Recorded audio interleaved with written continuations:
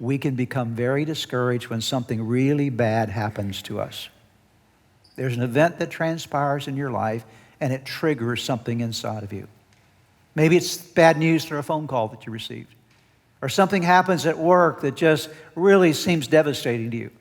Or something happens in your family that you didn't anticipate happening, but it seems as though your life just overnight sort of fell apart, and you have these events that transpire. And if we're not careful, those moments, just the trauma of those moments, the difficulty of those moments can move us into a very discouraged place. And there are all kind of things that cause these events to transpire. Let me talk about some of these things, 3 ways that we find ourselves discouraged. I mentioned the first one already. That's the sudden trials and troubles and traumas that come our way. Suddenly, something has happened. Maybe there's someone in the room right now that you've had something suddenly happen to you recently, and it just turned everything over in your life. You're reeling from the pain of that moment, the difficulty, the trauma, the trials, the trouble of something that suddenly came upon your life.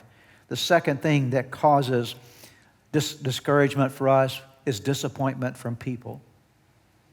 When people break relationships with us that we thought were solid relationships, or they betray us in some way, we thought we could trust them, and we find out we couldn't trust them at all. They were disloyal to us in some manner, unfaithful to us in some manner, and our friendship is violated, or moments when there are personal attacks that come our way.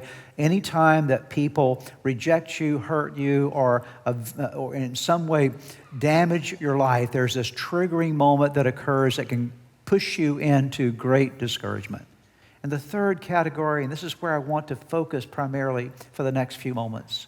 The third thing that can spiral you into discouragement would be extended seasons of problems, pain, or fruitlessness. The key phrase there is an extended season. Would you say that phrase with me? An extended season, not just an event. Let me tell you why.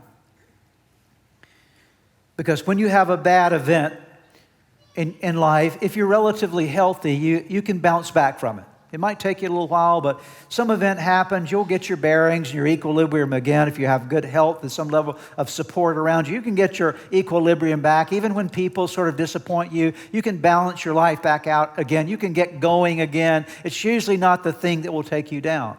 The thing that takes most people down is what I would call a season, an extended season of problems and pain and fruitlessness. It just seems like the problem you're in just will not go away.